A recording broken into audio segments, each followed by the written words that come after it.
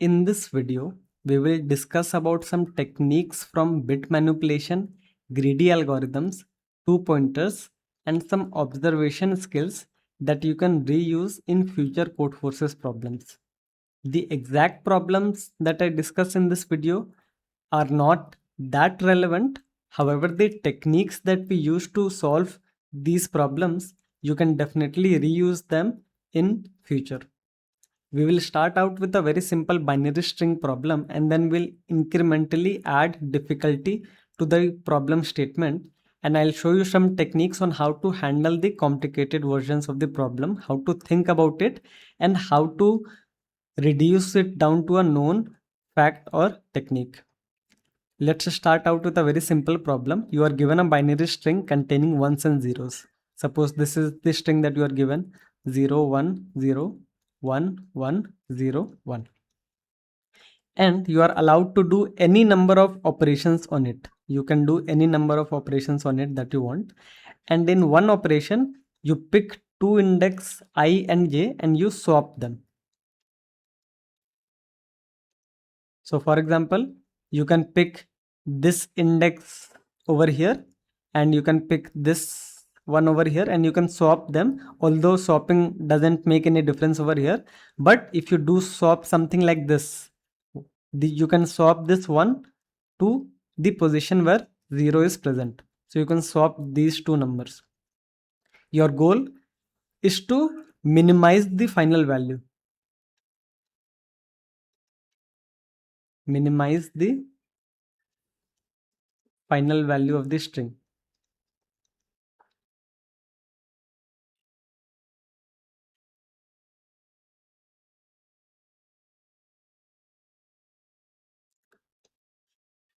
So remember that the final answer does not matter as much as the techniques that we use to arrive at that answer. So every step of the process will be useful in some way. So what is the first observation that you can make? So if they are allowing you to swap any two indices any number of times, this means that it is possible to achieve any permutation. Any permutation of this array that you want, it is possible. You just have to figure out which permutation is best for you. Now let's discuss the next important fact about binary strings and binary numbers. So the fact is, a lot of you might already have known about it, that 2 to the power I is strictly greater than 2 to the power 0 plus 2 to the power 1 plus 2 to the power 2 up to 2 to the power I minus 1.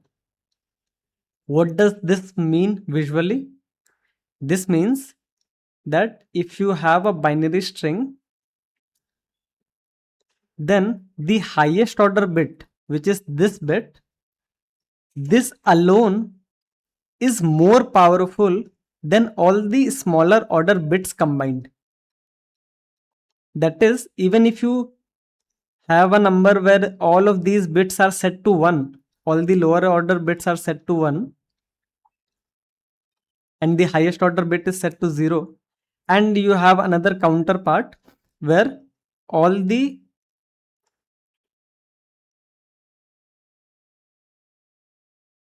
this should be 1,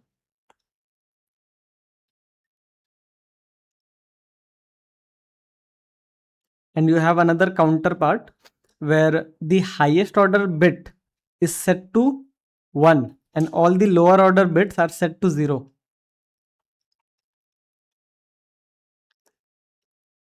Then the expression on the screen basically says that this number is more powerful than this number.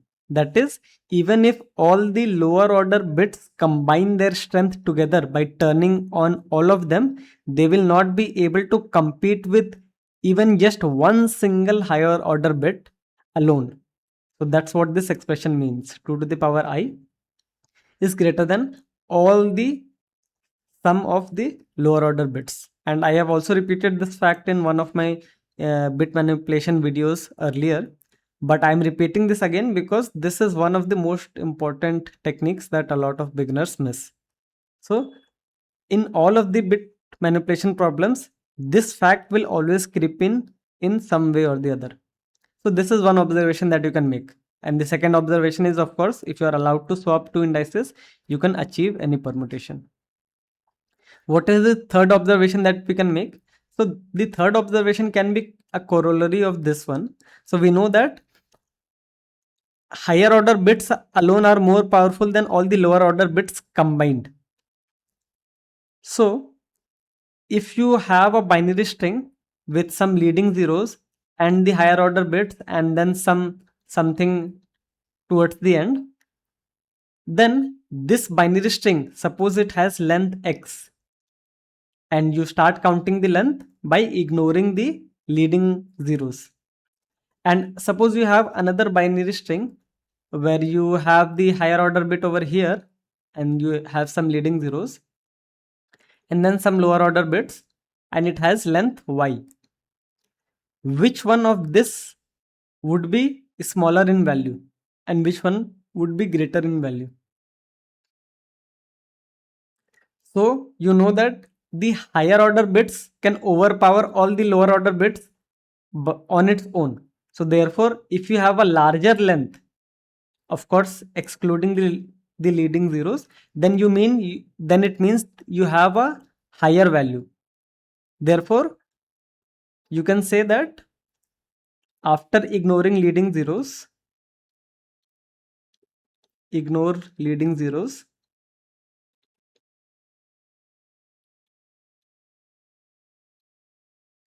then length of s greater than length of t means value of s will also be greater than value of t. Value of t, the decimal value of t represented by that binary string. So this means that if you are allowed to achieve any permutation, which permutation should you try to achieve?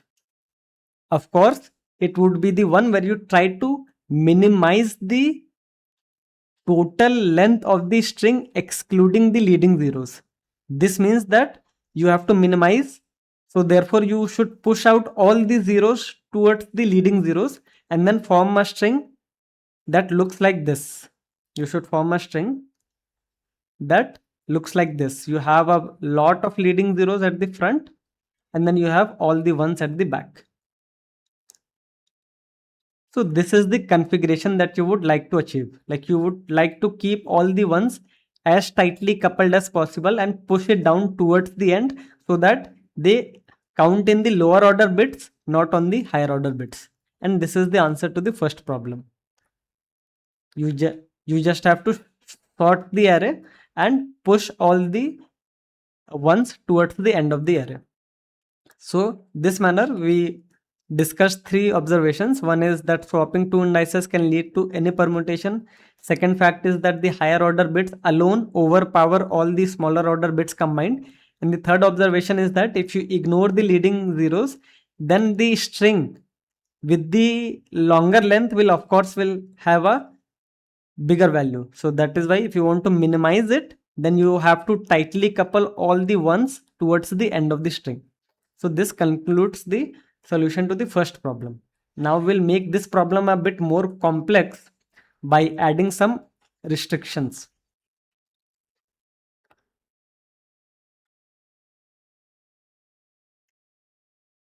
So in this version of the problem, this is version 2.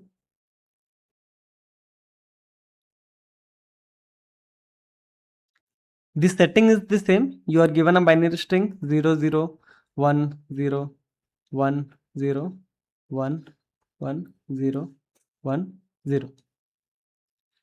And you are only allowed to do k swaps, not infinite number of swaps, but there is a limited number of swaps that you can do, and you have to still minimize the value of the final binary string that remains. Now, this is where some greedy observations and some techniques come in. So notice that if you have this string, this is the highest order bit, and suppose this is at index x. So we already concluded that 2 to the power x will overpower everything towards its right. So if you have the opportunity of turning off this bit, then you should absolutely take this opportunity, because if you start wasting your time on the lower order bits, then even if you are able to turn them off, or even if you are able to repermute them, then this 2 to the power x is still the dominant factor. So this is clear that the first swap you should definitely spend in removing this higher order bit. So we know that we have to swap this element in the first iteration, that is for sure. Now, which element should you swap it with? Of course, it cannot be a 1, because then that doesn't really change anything. So should you swap it with this element, with this 0, or this 0, or this 0, or this 0? Of course, you cannot swap it to a 0 on the left hand side, because then that will overpower it even more. We want to decrease the value of 2 to the power x. So you can see that if you swap it out with this 0, then if you just had one swap allowed, then you previously the dominant factor was 2 to the power x, but now it is 2 to the power x minus 1. So you didn't really improve the position that much. But if you had shifted this towards the end, the last 0, then it was the dominant factor, but now it is the least dominant factor. And you can see that greedily doing the first swap is the optimal strategy. And why is this optimal? Because if you do not touch this element, then no matter what you do with the rest of these elements, this element will always overpower everything. So that's why greedily touching the first element is always optimal. And with the same logic, after you are done with the first element, greedily touching the second element and then moving it towards the end of the array is the optimal choice. So with the case swaps also, we have the algorithm clear to us. That is, you iterate from left to right, or basically the higher order bits. So you iterate from higher order bits to the lower order bits.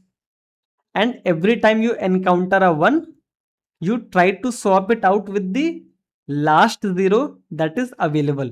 So that this is the most powerful contribution, and as soon as it goes to a lower order bit, it becomes the least powerful contribution. So in this manner, we are able to solve this second version of the problem. Now let me make this problem a bit more complex, and this will be the last version of the problem that we discuss.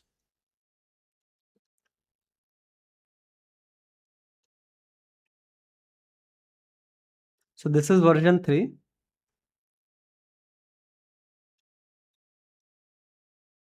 And in version 3 also you have the same problem setting. You have a binary strings of zeros and ones, zeros, 1, 1, 0, 0, 0, 1, 0, 1, 0. And now you are allowed to do two kinds of operation. One is swap ai and aj, swap two elements.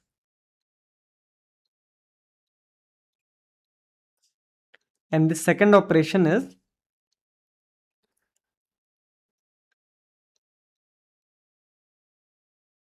trim the leading zeros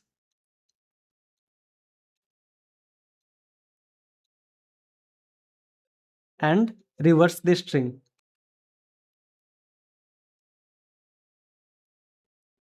So these are the two operations that are given to you.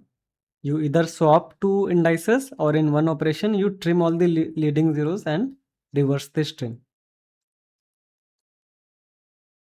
Now you can see, and you are only allowed to do k operations. That constraint still remains. How do we solve this version of the problem? So first of all, you can realize that our strategy for greedily swapping out the higher order bit with the lowest order bit will not work anymore. Why is that true? because if you have a 1 over here and this is the first occurrence of a 1 and you push it down to a 0 over here,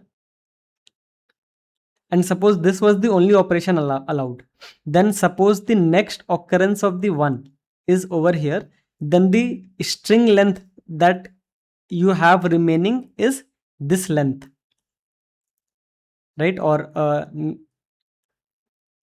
yeah, it will be this length because you have taken out this 1 from here and then placed it over here. So this is the section starting with 1 and ending with 1.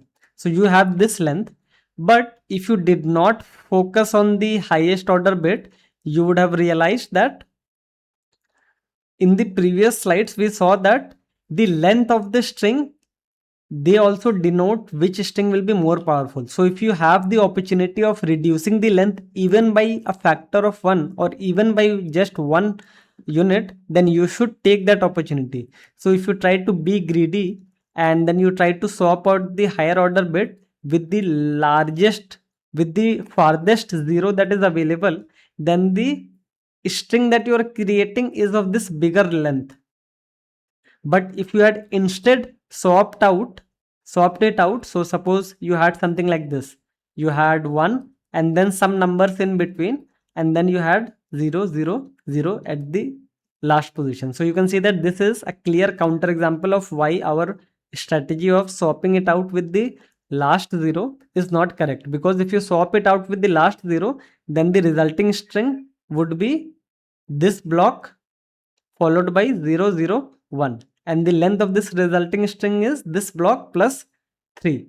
But if you did not, if you are not greedy and then instead if you swapped it out with this 0 instead, then you can see then the length of the resulting string would be this block and then this, and after you do the swap operation on it, then these zeros will become the leading zeros and they'll be trimmed off, and these zeros are anyway trimmed off because the operation says that first trim the leading zeros and then reverse the string. So after you reverse the string, these set of zeros now become the leading zeros.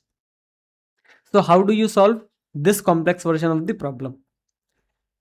So in problems like this, where they give you to do 2 or more than 2 operations at any given round, it becomes very difficult to think of them uh, in conjunction with each other. Like once they start interleaving with each other, right? Like once you do some swaps and then do a reverse, then do some swaps, it becomes difficult to analyze what's happening.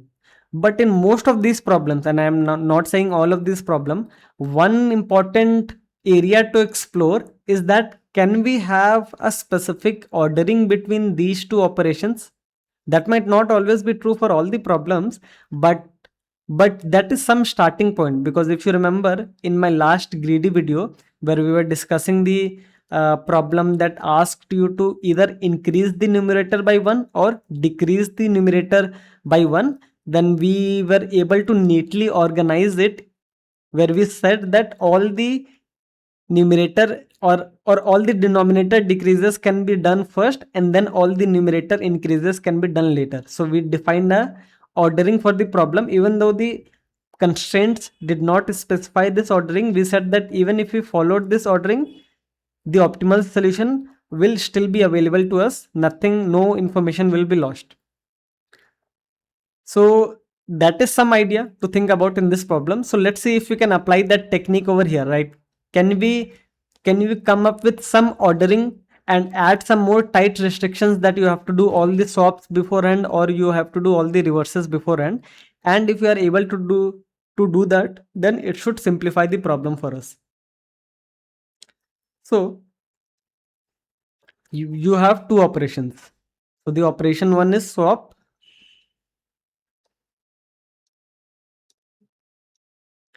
and the operation 2 is trim and reverse. Trim the leading zeros and reverse.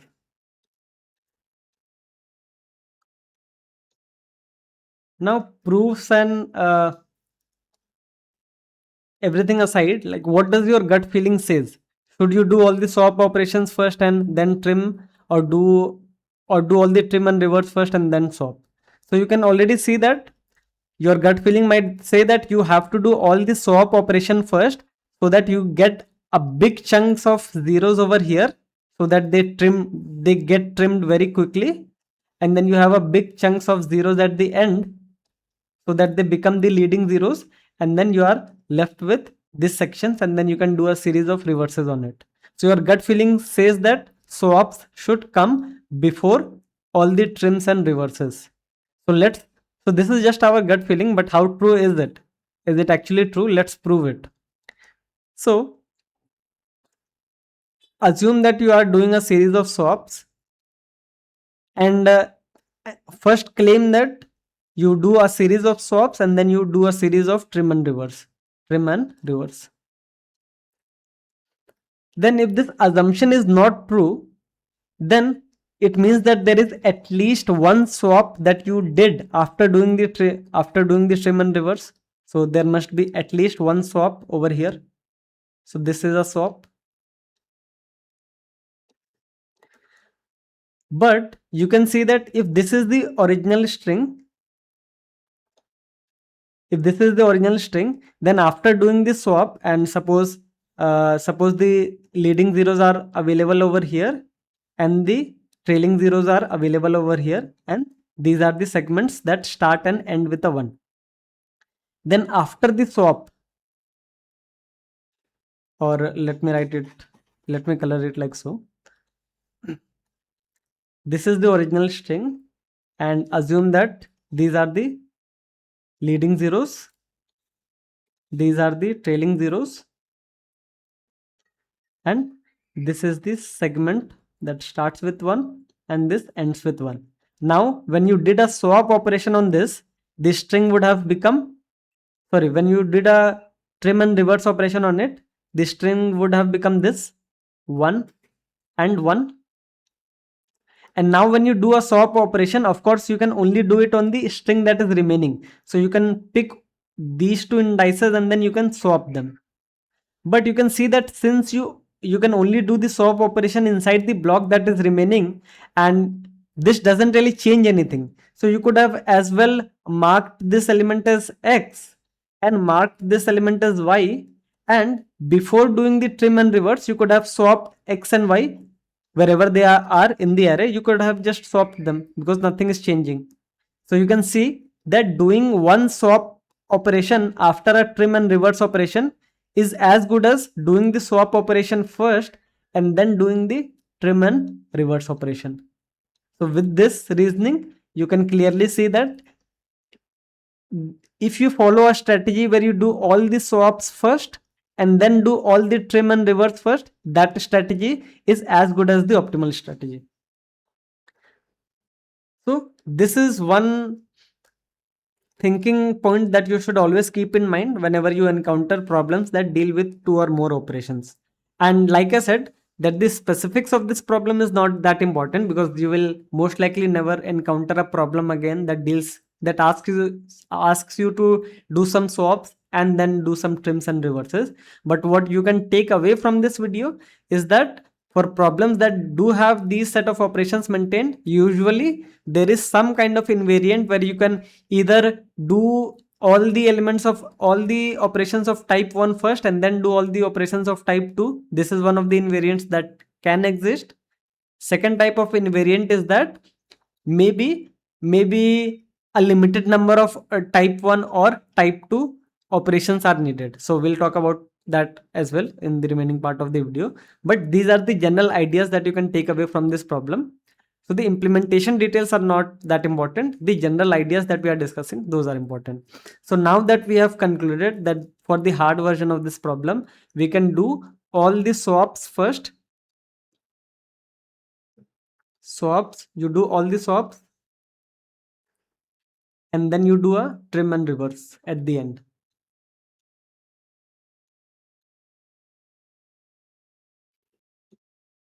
So assume that after doing all these swaps, this is the string that you have remaining.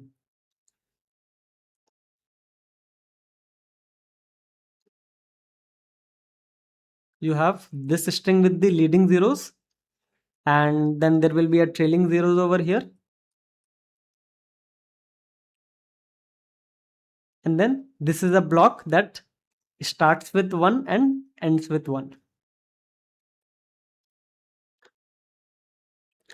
Now notice that what does the first reverse trim and reverse operation does. What does the first trim and reverse operation does? It will trim all these leading zeros and then swap it out, right? It will trim all the leading zeros and then reverse the string. So the string will now become this. So this is now the string. You will have this blue, so this white section will be trimmed and gone forever, and this blue section will come over here, and then you will have this one, and there will be no white section towards the end, so it will just be 1 at the end.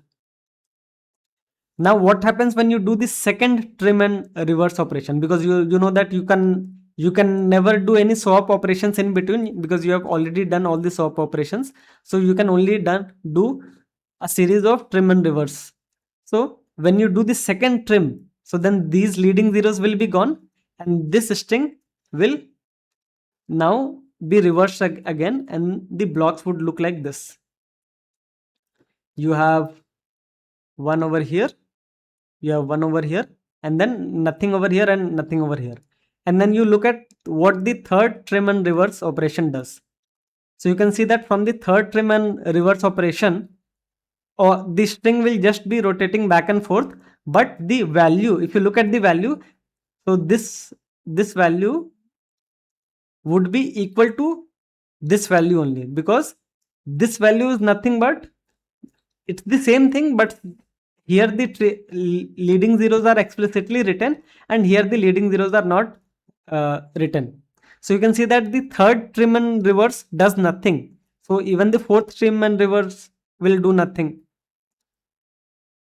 and so on. So you can conclude that there can only be a maximum of 2 trim and reverse operation that will need to be done.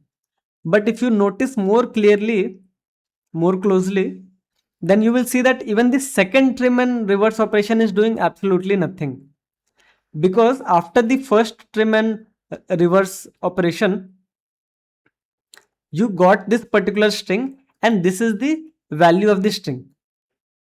Now after doing the reverse, right, after doing the reverse, this string, the string that you are getting is let's see if this is equal to the string that was created earlier.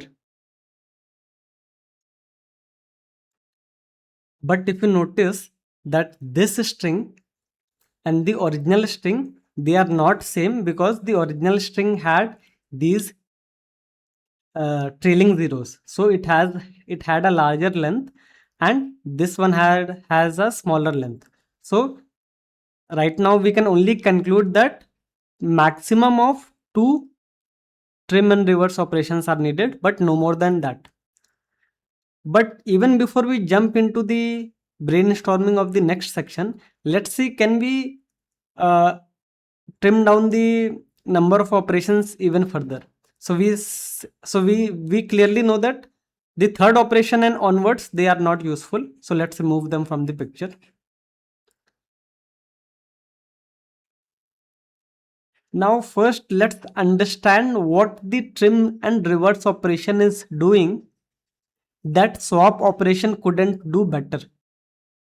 What it is doing is, it is removing a set of leading zeros as well as a set of trailing zeros, and that in turn is reducing the length of the string, right? And we discussed that the length is a very big factor in determining which string will be of lower value, because if you remember, in this example, in the first problem itself, we discussed that the smaller the length, the smaller the value of the string, if you ignore the leading and the trailing zeros. Sorry, if you ignore the leading zeros. So that's why the first trim and reverse operation is very useful, because it helps you get rid of the entire leading as well as the trailing zeros, which is very good because now the length that you're dealing with is exactly this. But what is this second trim and reverse operation doing? You can see that it preserves the length, because if this is the length L over here, this will also be length because it is just swapped, it has just reversed the string. So it has not changed the length at all. But if it has not changed the length at all, then you can see that we could have, instead of spending our money on the trim and reverse, we could have spent our money on one more swap operation, which would have led to a trimming of the length some more in this first operation itself. That is, instead of waiting to do the second trim and reverse operation, we could have just swapped out this one with this particular zero that is present over here, or assume that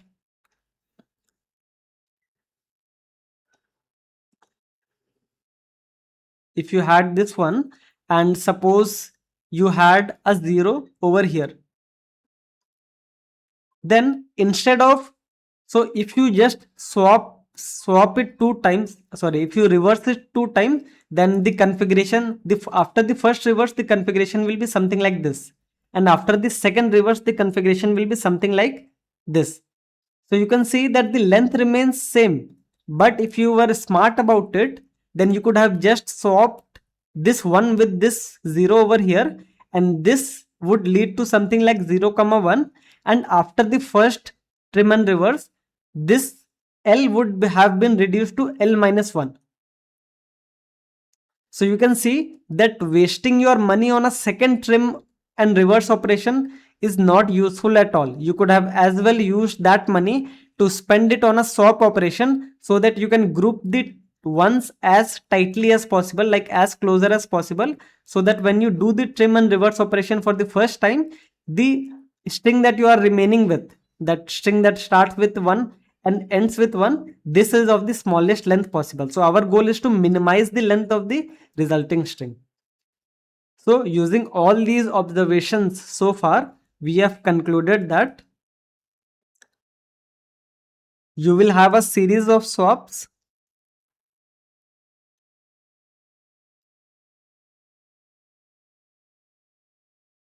and then followed by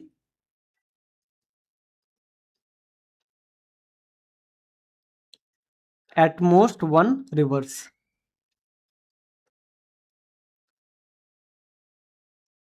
At most one trim and reverse.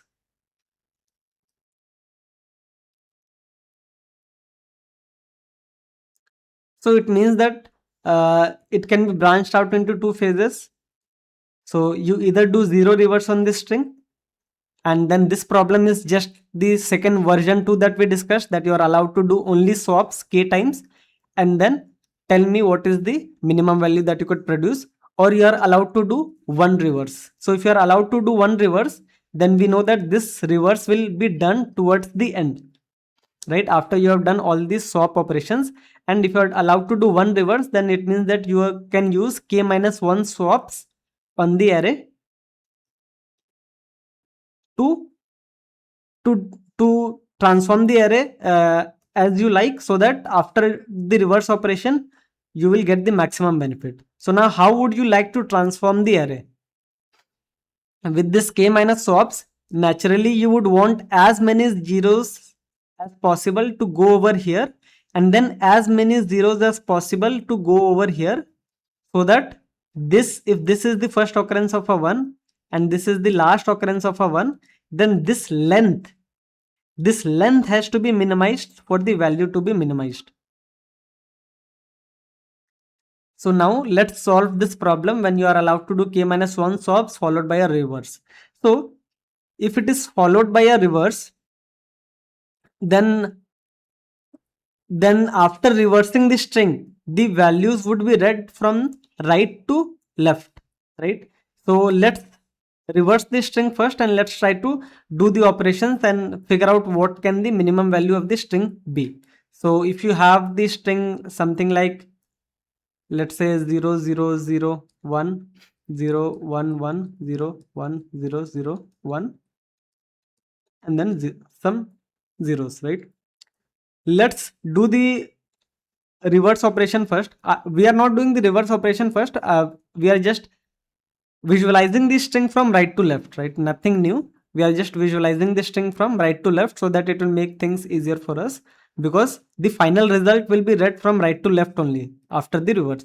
So it will be 1 double 0, then 1 0 1 1 0 1. This is the string that is remaining, and then there is 0 0 0. And you know that these do not matter because they will anyway be trimmed.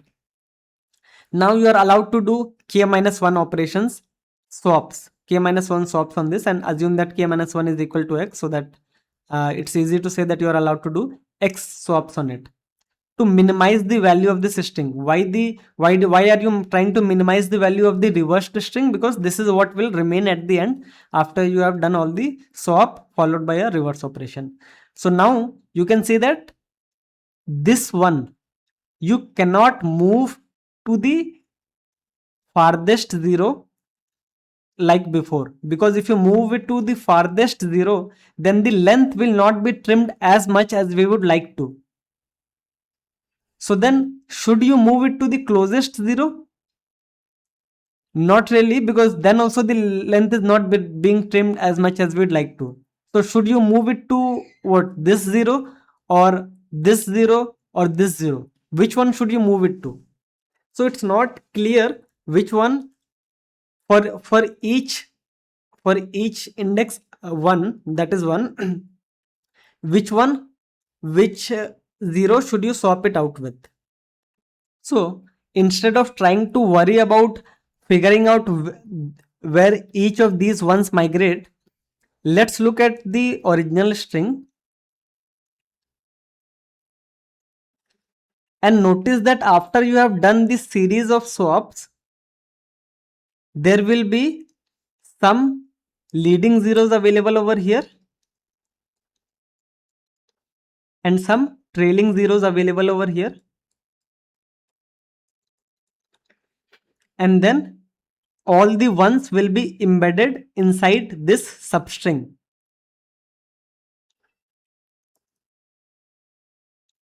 This is L and this is R, and there can be some zeros as well inside this substring, and suppose the length of this substring is R minus L plus 1. Now for each individual index it is very difficult to determine in which index should it land, but you know that the resulting subarray, that has to be one out of the O of n square subarrays that we have.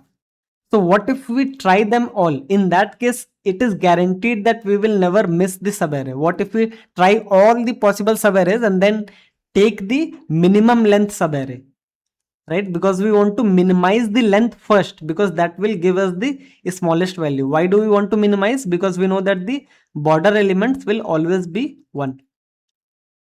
So how many subarrays are there? There are a total of n square subarray, and if for each subarray we can check in O of 1 time if it is possible to retain that subarray, if it is possible to transfer all the ones from the left hand side and all the ones from the right hand side inside this subarray, then that subarray is a valid candidate, correct? So how do we determine if a particular subarray L to R is a valid candidate or not? It means that all the ones that are outside, right? All the ones. So first of all, this subarray, right? It has to be big enough to accommodate all the ones that you have in the original string, right? That is for sure. And the second thing is that the number of ones that are outside that subarray. So there will be some ones outside this subarray over here, and there will be some ones outside of this subarray. So all of them will have to migrate inside this subarray. So this means that the number of, so there should be as many slots. So I'll write that down.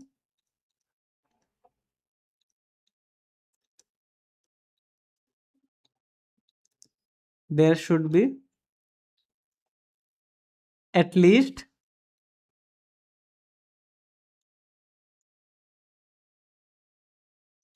like if the total count of 1 is like, let's say z, there should be at least z slots available inside the subarray for all the ones to migrate inside. So there should be at least z slots available. And what is z? Z is the total number of ones in the entire string. Okay. And once you have the slots, that's not enough. You should also have a strategy to migrate all the ones from here to here. And to migrate any one that is present at a location over here, you will take one swap, right? So it means that the total number of ones that are outside this segment should be less than or equal to x, because you have to expend all the operations for migrating all the ones inside over here, right? So ones count outside the subarray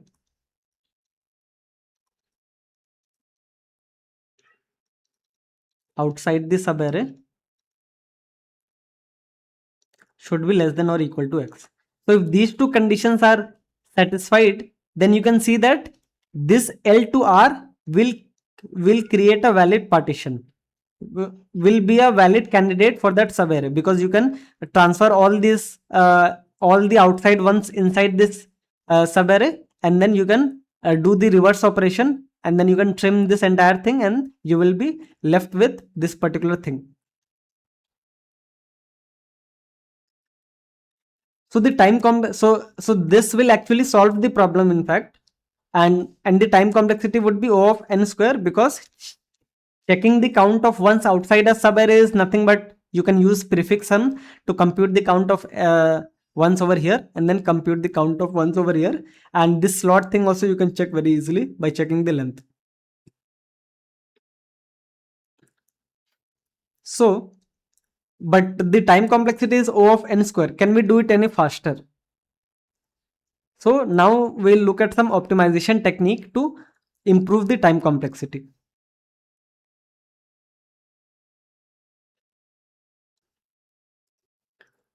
So assume that you want this structure, some leading zeros, some trailing zeros, and this is 1, and this is also 1, and this is L, and this is R. So now right now we are iterating over all possible L to R, and then we are checking if that substring is valid. But you can notice that there are only n possible values of L. So why don't we simply iterate over L and figure out what are all the candidates for R?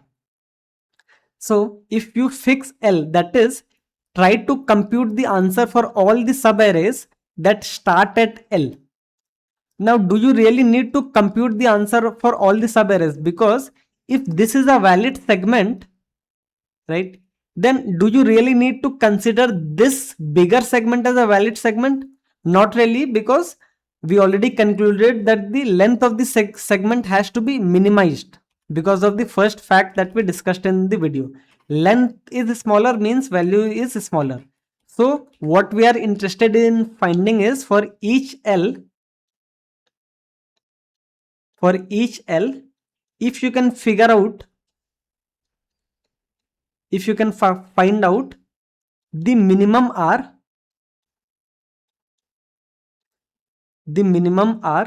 such that L to R is a valid segment.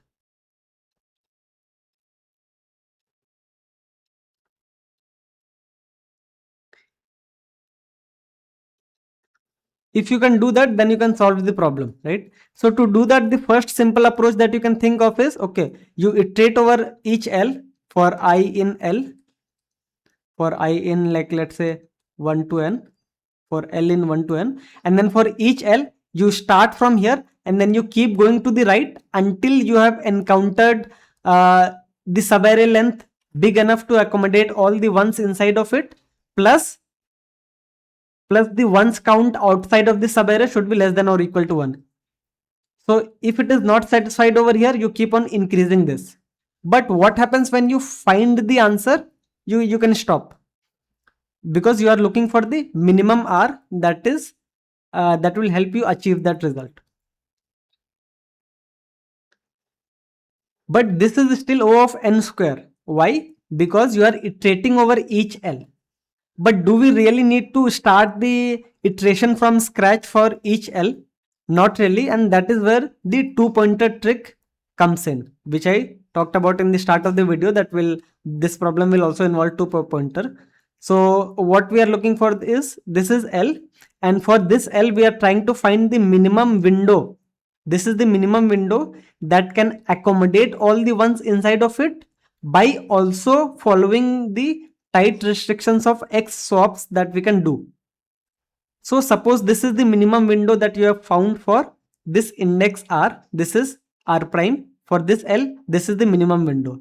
Now, of course, at this position, it will be a 1 because we are only interested in the elements that has the value 1, because that is where the window can start. Now, what about the minimum window for the next element which is equal to 1?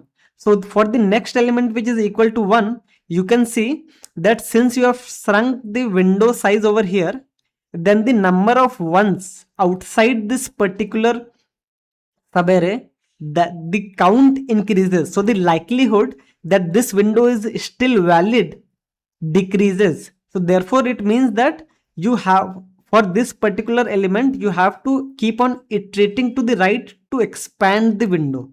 So that's how you are using the two-pointer technique. That is, you started out with L is equal to 1, and then you found the first window which is here. Now for the second element which is 1, you started from here, but the ending of the window, you don't really need to look into all of these, because these are anyway not sufficient, because this number of ones outside the windows have increased. So you have to keep on going to the right till you encounter this. So in this manner, you, in an O of n algorithm, you can compute for each L what is the window length which is sufficient to cover X operations and still include all the ones inside that block. So now this leads us to the final part of the problem, that you are given this original string,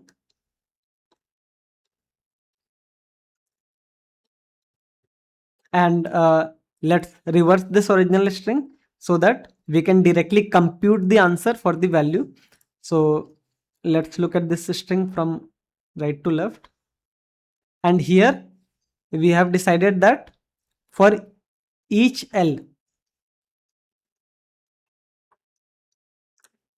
so suppose the window length is for this element which is 1 over here, suppose this is the window that is achievable, and by that I mean it is possible to set this entire thing as 0 and this entire thing as 0 and move out all the ones inside this subarray block. And for each of these L, we will have a corresponding R.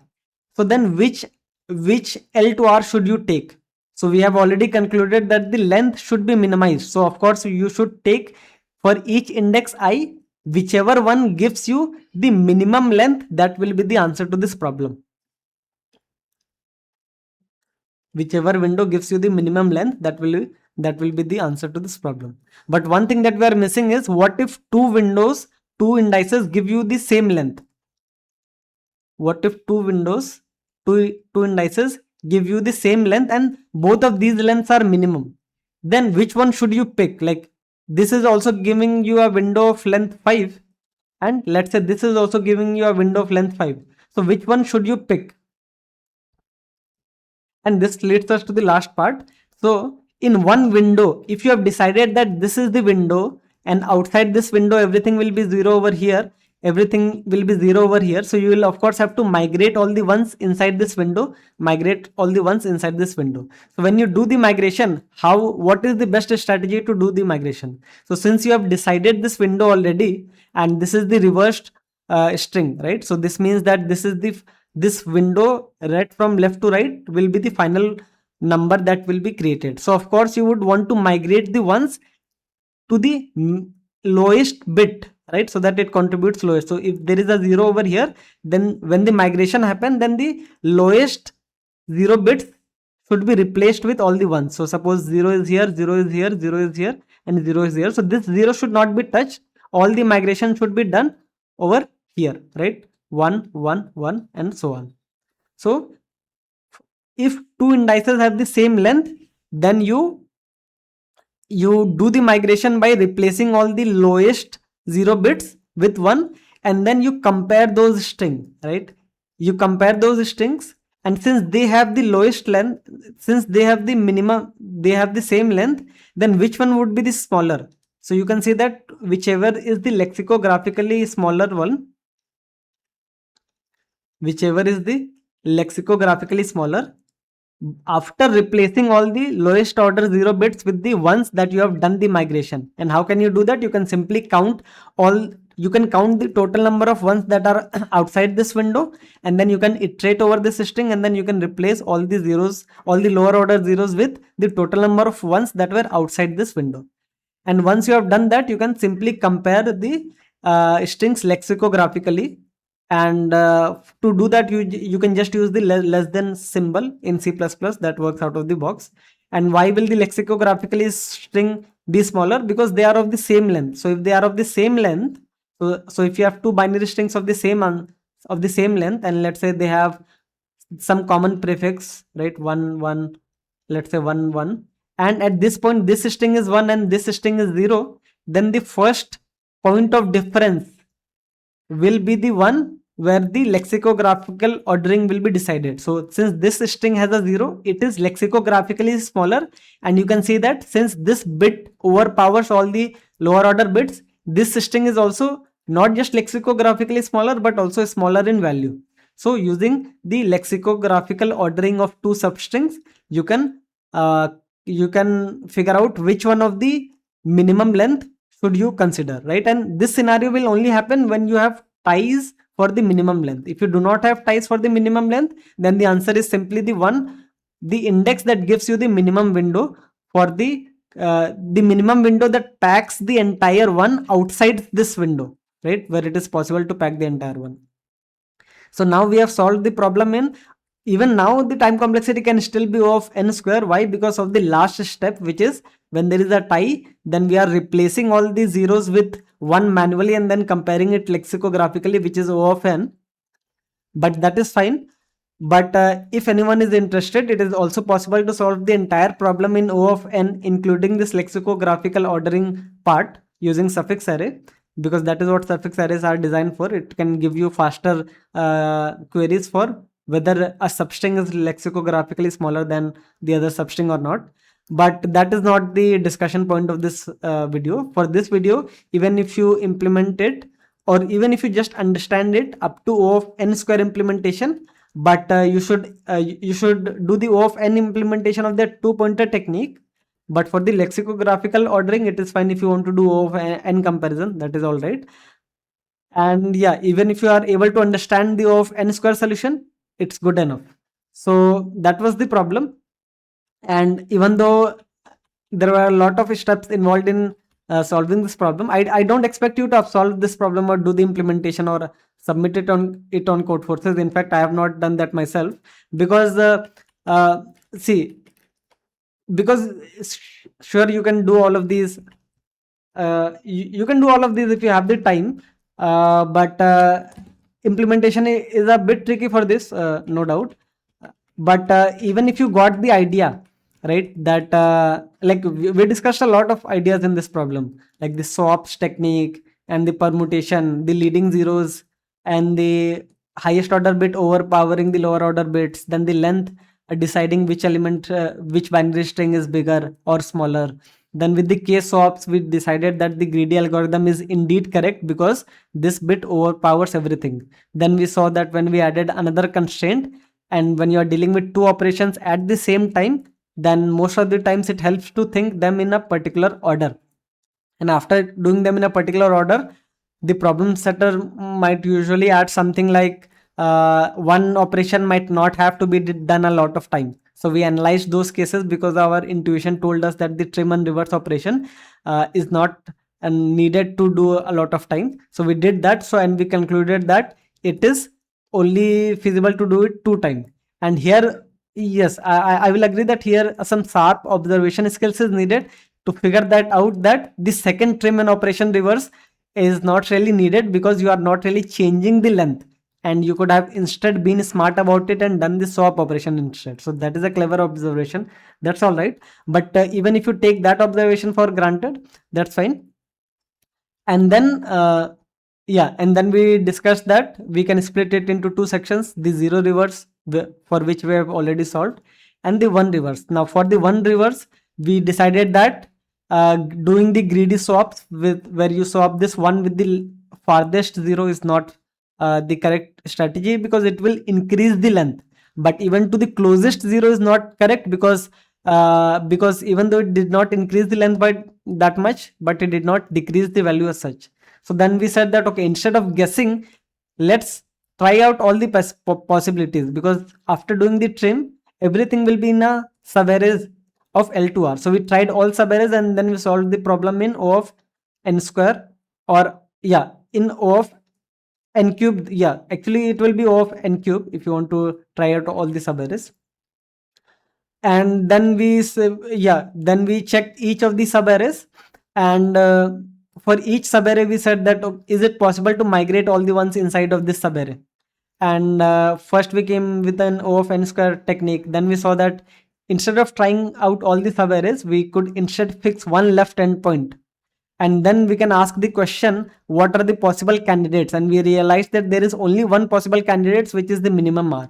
Then we applied the two pointer technique to conclude that if L to R is the minimum one, then when you move the R left pointer to the right, then the R pointer can only go to the right, because you have now increased the number of ones outside the segment, making it a bit more difficult for you to satisfy the condition. With this two pointer technique in place, we said that for each element, for each index, find out the best window that it gives you, and then take the minimum length window, and we would have been done with the problem in just O of n, with a very simple implementation.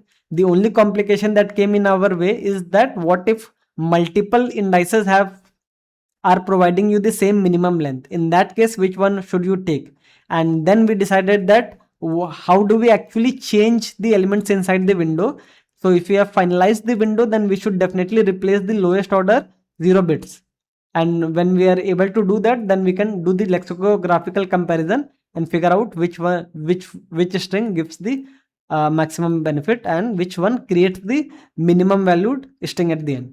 So a lot of things to implement, but even if you don't implement it, it's fine. But the ideas that you have seen in this video, I hope you can also apply in future problems.